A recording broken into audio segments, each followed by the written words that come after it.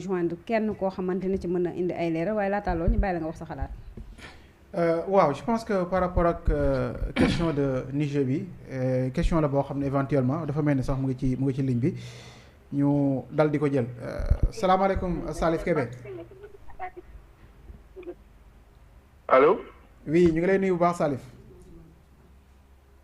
moom fa maa leen ziar bu baax naka affaire yi. waaw ñu ngi sant lu baax naka Maroc. waaw Maroc mu ngi fi ñu ngi sant bu baax. mbaa foofu tawul. fii non et puis commencé gul parce que taw bi presque 9 mois day duré moo tax yéen période bi ngeen di am taw day fekk fii muy kii quoi. ah ok. nekk seen nord quoi. ok jërëjëf Salif je pense que étudiant nga également nekk foofu ci diwaanu Maroc di bàyyi xel un peu ci par rapport ak li nga xam ne rek moo di Afrique ak ni muy doxee li ñu fas yéene jàngat nag bokk na ci kaawu Niger ak décision bi nga xam ne CEDEAO moom wax na ne moom la bëgg a jël mooy attaqué li nga xam ne rek moo di réewu Niger jëlee fa ki nga xam ne moo di Abdourahmane dal di fa tegaat ki nga xam ne moo di le président Bazoum déjà ba doon ñu jàngatal situation bi lan nga ñu mën a wax concrètement ci par rapport ak situation beeg li ko yéexal ak Sénégal bi nga xam ne nañ ay militaire am pare nañu. waaw bon maa ngi leen di nuyu yéen waa Feeling Dakar yëpp kon leen ziar bu baax a baax. di nuyu aussi ñi nga bokk plateau bi ñëpp. sànq ba tey maa ngi leen di déglu bon kàddu yi am na solo macha allah. mais juste boo ma ko permettre pour quelques secondes. ma wax tuuti si parce que dégg naa tuuti ngeen xaw a wax si Ousmane Sonko comme moi je suis peut-être étant membre du PASTEF Maroc. C'est-à-dire Ousmane am na ñu bëri ñu ma dégg yi naan am na loo xam ne jullit du ko def bu dee dafa xaru parce que au Sénégal vous savez il y a beaucoup de gens qui ne savent que raconter du n'importe quoi sur les gens ils disent du n'importe quoi mais Ousmane mën na nekk prisonnier am jabaram am famem ñu war ko indi lu mu lekk ñu ne loolu duñ si dal ñu ñoo lay jox loo lekk mais ñoom loolu lan la si jublu parce que amul sikki sàkk ne saa bu ñu ko joxee mu lekk posé nañ ko te dee na loolu man maa leen ko wax te loolu lay dëgg parce que nous avons un état voyou un état bandit voilà loolu laa bëggoon a wax foofu donc Niger juste da ngeen war a xam ne par exemple l'exercice du pouvoir au Niger dama bëgg a wax d'abord Niger parce que ça concerne le Niger d'abord l'exercice du pouvoir au Niger militaire dañ si yàgg nekk. Parce que boo xoolee Niger de l'indépendance jusqu'à maintenant am na lu mat 11 présidents et parmi les 11 présidents les 5 sont des militaires et ces 5 militaires là les 5 ou les 6 et parmi les 6 militaires il y a 5 qui ont fait des coups d'État les 5 qui ont fait des coups d'État par exemple ki njëkk a def Amani Diori mi nga xam ne moo njëkk a nekk président Niger 65 ba 70 ki ñuy wax Séné Kouché moo njëkk a def coup d'état au Niger voilà moo njëkk a def c'était en 1974 15 avril 1974 def coup d'état jëlee fa ki nga xam ne moom la Amani Diori est-ce que yaa ngi may dégg bu baax. voilà léegi nag Séné Kouché peut-être bi mu dee wala bi mu génnee àddina c'était un peu compliqué en 1987 mais ki nga xam ne moom moo ko son cousin ki nga xam ne moo ko remplacé ñu ko wax Ali Saïbou nag il n'a pas fait un coup d'état il était un militaire un général mais il n'avait pas fait un coup d'état mais Kouché dafa dee bi mu dee si la jël pouvoir est-ce que yaa ngi may dégg. allez-y ñu ngi lay dégg bu baax allez-y. voilà léegi nag moom bi ñu fa jógee à part parce que Amani Diori dañ ko faloon donc démocratiquement à part Diori ki nga xam ne tey président bi nga xam ne moo ñëw à part Séné Kouché wala Ali Saïbou ki nga xam ne moo ñëwoon mooy Mahamad Ousmane moom bi nga xam ne président muy accédé au pouvoir en 1993 waaye démocratiquement la accédé au pouvoir mais malheureusement bu ñu demee 3 ans après président en 1996 ki ñuy wax Ibrahim Baré Maïnassara moo defoon coup d'état le cas de Ibrahim Baré Maïnassara si ngay jëlee ce qu'on appelle l'hypocrisie française parce que Ibrahim Baré Maïnassara était un élément de la France c'est-à-dire et je peux dire un militaire président mais président fantoche bi accédé au pouvoir pour ça les coups d'état précédents la France dañoo ñëw ŋàññi ko attaqué et tout mais quand Ibrahim Baré Maïnassara accédé au pouvoir par coup d'état la France applaudit d'ailleurs Ibrahim Baré Maïnassara il était par exemple un franc-maçon ba nga xam ne dafa bokkoon au niveau de la grande loge maçonnique bu France bu ñuy wax nu tudd Grand Orient loolu donc dafa am solo mais Ibrahima Bara Mbaye Sara biñ ko coup d'état mu jugee fa donc gars yi dañoo def genre espèce yi non dañ ko coup d'état mu jugee fa ku ñu wax par exemple Daouda Malam Wanké moo jël pouvoir bi donc aussi Mbaye Sara ba dans les années 1999 yaa ngi dégg ñu am transition mais ki nga xam ne mooy Mamadou Tandja dañ ko fal démocratiquement mu nekk président de la République de 2004 à 2010 yaa ngi dégg encore lu gën a graaw Tandja tamit dañ ko coup d'état kan moo ko coup d'état ku ñu wax par exemple Salou Djibo moo ko coup d'état en 2010 nekk donc accéder au pouvoir yaa ngi dégg ki nga xam ne nag mooy Mamadou Youssoufou bi fi Salou Djibo jugee am na lu xew bi loolu xamee par exemple élection am donc Mamadou Youssoufou ñëw donc nekk nekk président de la République de 2016 à 2021 de 2016 à 2021 mu ñëw jël booyam Bazoum maanaam Bazoum mii nga xam ne tey moo waral cooli yëpp moo waral problème bi booy président Youssoufou la parce que ni mu nekkee booy président Youssoufou mooy même dans le parti de Youssoufou il y a des gens qui n'étaient pas d'accord pour la candidature de Bazoum à la magistrature suprême. Okay. Mais puisque ñoom dañuy dox ci ay lobbying am suñuy nekk am suñuy dox parce que Bazoum était le candidat de la France bul fàtte ne Areva après loolu xëy na dinañ ci ñëw Areva c'est l'ex Areva mooy tey Orona bi nga xam ne tey mooy exploiter le Niger di jël seen uranium tey appauvrissement bi nga xam ne moo am Niger li ko gën a yokk mooy Orona Areva boo nga xam ne France moo ko fa indi donc Bazoum da doon critiquer di fustiger la France avec leur compagnie mais ndekk loolu donc def pour un jeu derrière gars yi jaaree fa ñëw def ko seen candidat soutenir ko mu ñëw nekk un président illégitime ba tey donc lu ko dal fa donc président yi nga xam ne ñoo fi jaar yëpp il y avait 5 coups d'état mais il y avait des présidents mal élus loolu donc dafa am solo. voilà léegi sax bi ñëwee ci par rapport dogal bu CEDEAO jël loolu naka nga ko jàngatee pour la première fois ñu dégg ne dañu fas yéene utiliser les armes est-ce que aussi loolu baax na ci Afrique ak li nga xam ne mu ngi fi yoot ay terrorisme ak yeneen ak yeneen. donc loolu dama lay wax absolument pas. mais xam nga lépp loo gis dafa am lu ko waral. d'abord la CEDEAO 15 la wala 16 États c'est une association de malfaiteurs association de bandits de présidents voyous. je pense que loolu xam nga ko tey bu ñu jëlee par exemple CEDEAO ñoom xam nañ ne le président Macky Sall le président Tindifou je ne sais quoi le président du Nigeria les Patrice Talon là les Ouattara eux ils savent mieux que moi que liñ nar a def bu ñu ko defee il y aura la déstabilisation massive de toute l'Afrique je dis bien de toute l'Afrique parce que vous savez que ce qui se passe au Niger ça peut même créer une troisième guerre mondiale. nan la ko mën a créer mais avant ça damay ñëw ci benn affaire que ne intervention militaire man dama jàpp ne même bu ñu ko defee c'est illégal parce que intervention militaire dañ koy def ci benn mbir wala ci ñaari mbir déjà d'abord pour par exemple une ingérence humanitaire mais au Niger mais on a fait un coup d'état mais il y a pas de mort 0 mort un coup d'état 0 mort. Et en Guinée-Conakry, on a fait un coup d'état, il y avait 19 morts. Et les 19 morts n'étaient pas n'importe qui. 19 morts en Guinée-Conakry. Et pourquoi la CEDEAO n'a pas fait une intervention militaire pour rétablir l'ordre? Ils n'ont pas fait. Et pourquoi? C'est diggante par exemple Alpha Condé avec la plupart des chefs d'État de la CEDEAO. Boo jëlee par exemple ban réew encore le Burkina Faso. Mais Burkina Faso, moins d'une année, ils ont fait 2 coups d'état. Il faut dire le président Damiba, un militaire, qui a fait un coup d'état. 8 mois après, les militaires, par exemple, qui étaient derrière lui, ils ont constaté que lui, il est en train de faire l'affaire de la France. Il va falloir qu'il quitte le pouvoir. Nous, coup d'état, pour nous dire que Ibrahim Traoré. Pourquoi, par exemple, Damiba, quand il fait coup d'état, la CEDEAO n'a pas fait une intervention militaire pour rétablir le président Roch-Marc Christian Kaboré?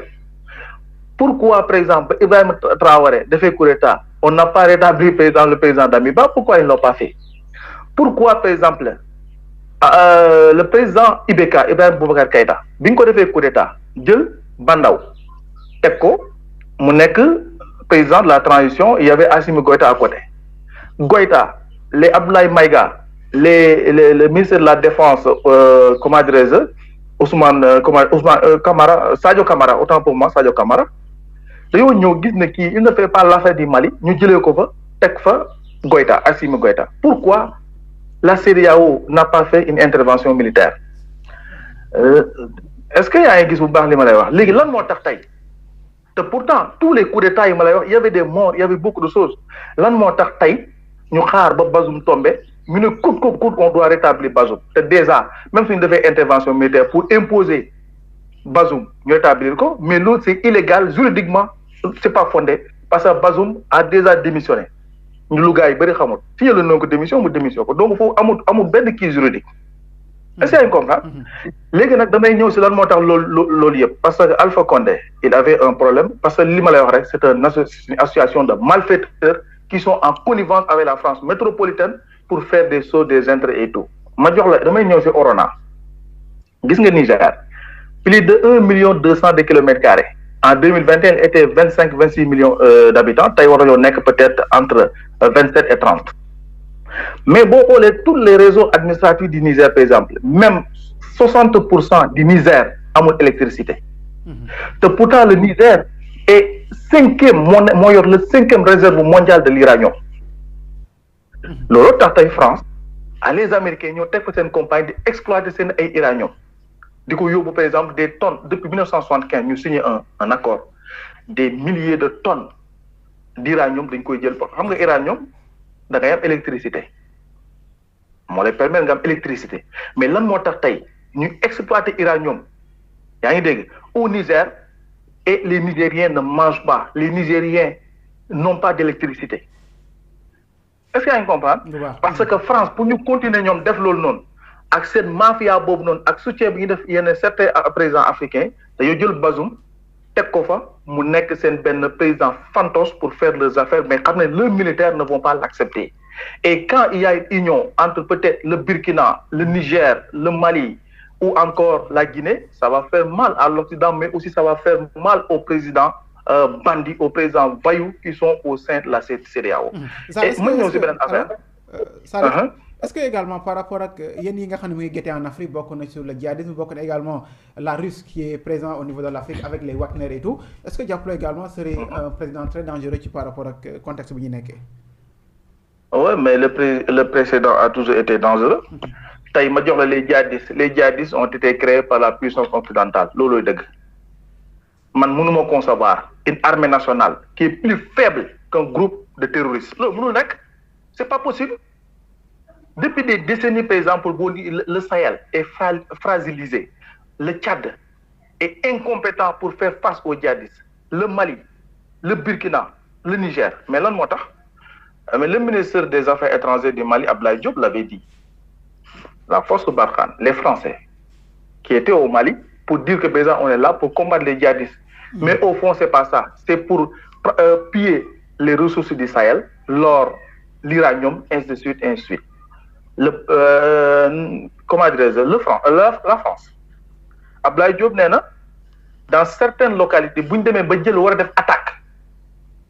aux terroristes l'armée française et l'armée malienne bu ñu demee ba war a àgg si càppaandaw gi maanaam les Français vont stopper net l'armée malienne ne la yéen mun leen yegg fii ngeen mën a yem ñoom ñu dugg loolu qu'est-ce que ça signifie loolu c'est louche. Et au niveau de du Conseil de sécurité des Nations Unies, le même ministre des Affaires étrangères, Abdoulaye Diop, devant l'ambassadrice de la France, ou bien madame la ministre des Affaires étrangères de la France, nous avons les preuves, toutes les preuves nécessaires pour prouver que c'est la France qui donnait des armes et des renseignements aux terroristes. Ça va, le terrorisme, c'est du blabla. Ce sont les puissances occidentales qui financent les terroristes, qui les donnent du renseignement, qui les donnent tout ce qu'ils veulent. Au moment où les gens s'entretuent, ils s'en profitent pour piller leurs richesses. C'est ça la vérité. Il n'y a pas de terroristes en Afrique. Les terroristes se sont créés. Ils n'ont pas les moyens pour faire ce qu'ils sont en train de faire. La France est une république terroriste. Parce que ceux qui financent les terroristes, ceux qui les donnent des armes, ceux qui les donnent des renseignements, moi je les considère comme des terroristes. Okay. Ça, c'est du n'importe quoi. La présence des Wagner également au niveau de la sous-région, nous avons évoqué. Hein? Ouais, man, je suis d'accord, je suis d'accord. c'est-à-dire man nit da ngay gëm sa bopp Afrique dañoo war a gëm suñu bopp moom moo concevoir aussi nga dàq partenaire indi partenaire moi je suis d'accord pour nga am partenaire gagnant mais moom mënuma concevoir ngi ne partenaire jox leen sa internet jox leen sa technologie jox leen sa arme jox la say site géostratégique ne leen gérer leen ma ko daal loolu c'est de la lâcheté comme ñun xamuñ dara te mënuñ dara et pourtant partout dans le monde il y a des brillants intellectuels sénégalais africains qui sont partout boo demee Nations Unies boo demee Banque mondiale FMI la NASA boo demee aviation civile européenne lan moo tax ñu jëloon Abdoulaye Madi Ndiaye qui est thiessois jox ko mu nekk le directeur général de l'aviation civile européenne nga xam ne mooy noir bu ko njëkk a nekk joxuñ ko parce que il est sénégalais joxuñ ko pour ses beaux yeux mais dañ ko jox parce que il a les compétences dañ ko jox parce que luñ bëgg mën na leen ko jox et ces brillants intellectuels là on va les laisser à l'étranger pour toujours et amener des gens yoo xam ne nii ils font du n'importe quoi en Afrique mais c'est pas comme ça c'est pas bien léegi su ma ñëwee par exemple c'est intervention militaire déjà le poids lourd de la CEDEAO c'est le Nigeria xam nga Nigeria bu jëlee déjà au sein de l'armée nigérienne du Nigeria il y a des problèmes il y a des généraux qui ne sont pas d'accord pour une intervention militaire boo jëlee par exemple le Biafra au Nigeria c'est 70 millions d'habitants ñoom nee na ñun même si nous on n'a pas les armes si vous attaquez le Niger on va faire la guerre kon xam nga lii ban kaw ak lan la nar a créer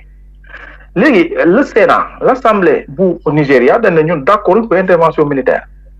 ils sont radicalement opposés à ça léegi nag le président du Nigeria parce que moom président CEDEAO la parce que dafa war a jiite affaire yi le poids lourd de la CEDEAO sur le plan économique et militaire c'est le Nigeria est-ce que dina jël Nigeria par exemple mu dal ci kaw Niger nga xam ne c'est des pays frontaliers mu dal ci kaw est-ce que loolu war na logique na war na ko mën a def d'ailleurs sànq yaa ngi gis démb le ministre de la défense du Nigeria ñëw di kii ne il y a des militaires qui voulaient renverser le président mais leur plan est voué à l'échec kon gis nga kon fi situation bi toll nga jëlaat par exemple boo jëlee poids lourd boobu Sénégal armée Sénégal seen militaire dañoo xam fi ne dañoo xam xeex xamuñ fi na xamuñ xeex yàgg nañoo dem si ay li tax sénégalais ñooy wax dañoo fort en stratégie et tout buñ demande feneen dans les missions et tout xel lañu utiliser et tout mais les autres pays ñag yeeg genre nekku dama leen tooñ mais ils vont attaquer mais Sénégal nga xam ne problème sécurité daf ko am Sénégal nga xam ne sama waay non man xaw ma Sénégal lu ñu def yàlla mérito ay genre yi mel ni Macky Sall quoi léegi nga jël Niger yow nga jël nu mu tudd nga jël Côte d'Ivoire bañ jàppee seen 49 soldats dañoo menacé Mali et tout war nañoo song Mali xool léegi yow da ngay xool les poids lourds yi nga xam ne moo am le Mali le Burkina Faso le Niger et la Guinée ñoom bu fekkee dañoo jàkkaarloo par exemple CEDEAO man ñoo fa mën a compter ñi am doole mooy ay Gambie ak ay Cap-Vert ñoom compter wu ma leen mais peut-être Nigeria Nigeria Côte d'Ivoire nu mu tudd Bénin Togo par exemple voilà non Algérie ne fait pas partie de la CEDEAO mais Algérie va soutenir le Niger loolu c'est évident parce que xam nga les Algériens sont des anti-français l'Algérie est un allié stratégique de la Russie léegi nag bu fekkee ne xam nga xeex fépp mu am les alliés dañuy ñëw sotle la léegi bu fekkee ne par exemple CEDEAO ñoom dañu ànd seen allié mu nekk la France États-Unis léegi Niger seen allié mooy Russie Russie allié mooy Chine yaa ngi dégg Iran wala genre nangam loolu mën na créer un chaos total ba nga xam ne ni Afrique dañ koy rayé sax sur la carte géographique te loolu c'est compliqué et moo xamal la beneen affaire le président du Conseil de paix et sécurité de l'Union africaine c'est un Algérien depuis sa création loolu ça veut tout dire hein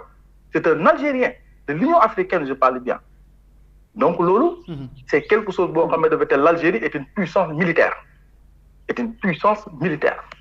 ok léegi Zal lan moo yéexal attaque bi parce que joxe nañu fi ultimatum plusieurs fois finalement ils n'ont pas passé à l'acte est-ce que peut-être y a des calculs yoo xam ne actuellement ñu ngi nekk di ko def comme sëñ Maye Niass hier il a dit que moom nañu opté li nga xam ne rek moo di discussion parce que jàpp na loolu moo war a mën a indi solution ci par rapport ak réew mel ni Niger. waaw mais xam nga tey d'abord fii solution amatu fi par A ou B Bazoum moom est fini pour lui xanaa mu préparé wu. bu ñu defee transition beneen président bu ñëwee yeneen élection yi ñoom bokk mais Bazoum moom c'est fini déjà Bazoum moom àq Mali moo ko daal quoi parce que mënoo nekk un pays frontalier du Mali xam nga à cause de la France ngay traiter des Maliens comme du n'importe quoi. Il y a des milliers de Maliens qui sont au Niger, il y a des milliers de Nigériens qui sont au Mali. Lui, il préfère collaborer avec la France que collaborer avec le Mali. C'est n'importe quoi ce qu'il a fait. Okay. Et deuxièmement, ils ont la CEDEAO est l'INIACAR, des puissances peut-être étrangères et tout, ainsi. La CEDEAO est incapable d'attaquer le Niger. Madame Diapone, le bloc Niger, Burkina Faso, Mali, il y a des Guinée, Algérie, nous avons CEDEAO. Donc, nous avons calculé parce que le président s'il y a une attaque, parce que l'Olof de Moussibou Diyem si Bok Borom. Si vous avez attaque pour la CEDEAO, par exemple, guerre sous-régionale, la guerre sous-régionale, c'est une guerre continentale, c'est une guerre adnibokousi. C'est nous, président, il va créer. Les Nigeria, c'est un pays qui est instable. Même le pays est stable au niveau de la sous-région, c'est le Sénégal. Mais le Sénégal doit déstabiliser.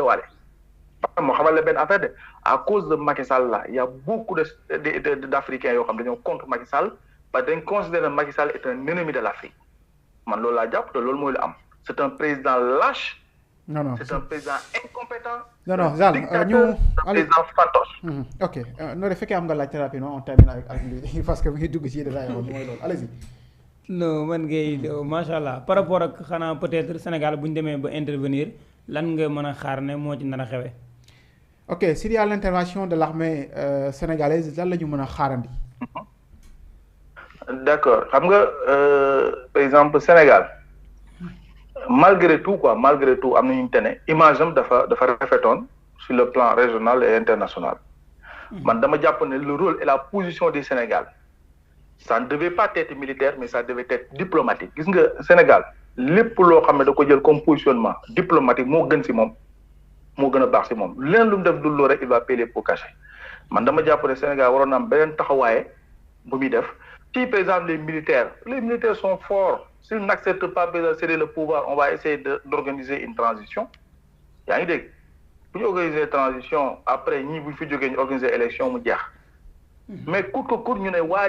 Tchani, le président Tchani, le militaire là, il ne va jamais quitter à la pression de la CEDEAO. Donc dans ce cas, si guerre amee Sénégal et Guinée ñoo frontière, Sénégal et Mali ont une frontière. Donc vous faites qu'un par exemple Mali si le Sénégal, les pays de la CEDEAO attaquent le Niger, ils ont attaqué le Mali et nous on va faire un contre-attaque. Mais si on devait contre-attaque, le Mali va attaquer le Sénégal, le Guinée va attaquer le Sénégal, le Niger idem. Donc dans ce cas, qu'est-ce qui va arriver? Nous sommes, comme les gars, les Sénégalais mourent l'armée, oui, notre armée, l'armée sénégalaise, il y a des bons officiers, il y a des brillants officiers, mais c'est une armée qui est incapable. L'armée est incapable. Ni djihadistes sont Mali, donc au Sénégal, chaque jour, tu comptes des milliers de morts. Est-ce qu'il y a les moyens également? On n'a pas les moyens.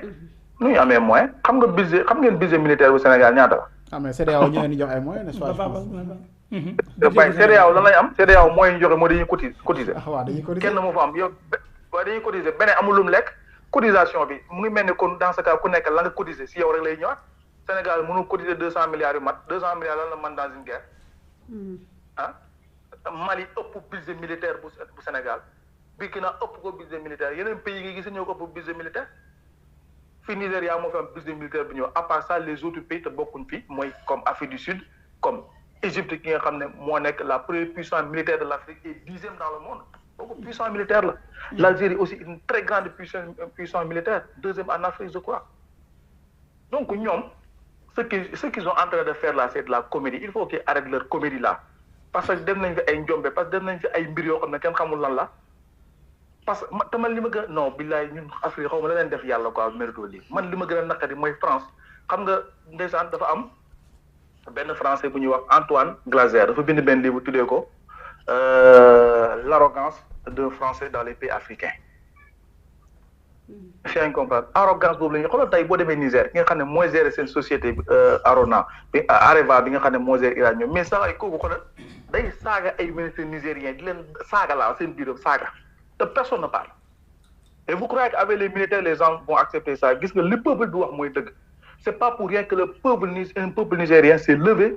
tey ma jox la exemple bu doon def une manifestation sous-régionale pour ceux qui sont d'accord pour une intervention militaire et ceux qui ne sont pas d'accord mais tu vas voir des millions et des millions noonu def manifestation pour ceux qui sont d'accord pour l'intervention militaire mbedd yëpp ay bit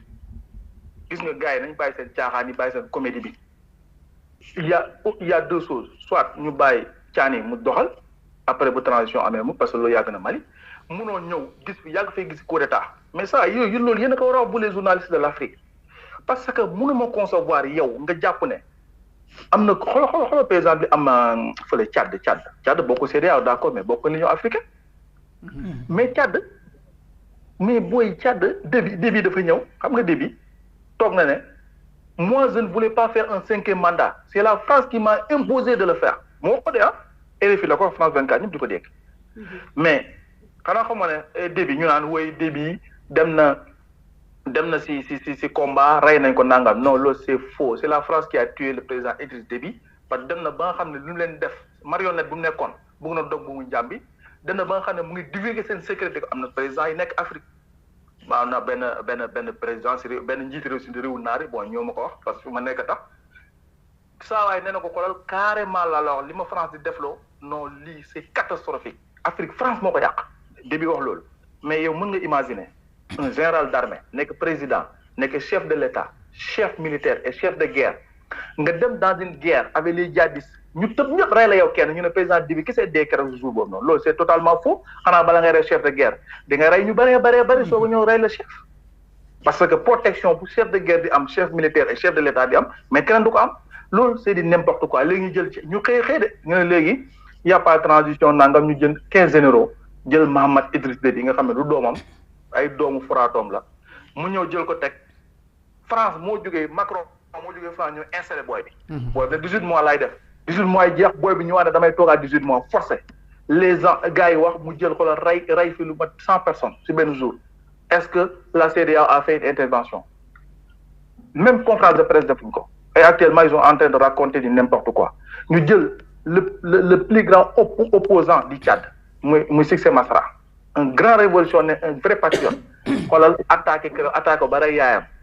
booy bi moo rey yaayam ñu ne dina waaj exilé ko aux États-Unis booy baa nga fa dem toog mais avec ça nga ne Afrique dana développé les Tchadiens ne mangent pas les Nigériens ne mangent pas Sénégal bokk na si réew yi gën a walaakaar si àddina bi parce que ñiy toog si médias yi di wax parce que ñoo xam ne dañ la dig par exemple benn 4x4 jox la ay millions jox la kër gu rafet nangam nga ne réew maa ngi dox loolu c'est de la lâcheté un Français ne l'accepte pas un Marocain ne l'accepte pas un Égyptien ne l'accepte pas et pourquoi nous l'acceptons. jërëjëf. xam nga gis nga juddu nekk africain rek déjà loolu handicap la quoi dugg nekk noir handicap la nga teg si yeneen handicap mais nous avons des problèmes man su ma nekkoon général d'armée militaire avec les situations qui se passent au Sénégal j'ai fait un coup d'état à Macky Sall. jërëjëf merci en tout cas ñu ngi koy gërëm di ko sant bu baax a baax je pense que l'essentiel a été dit. wax na li nga xam ne moo ci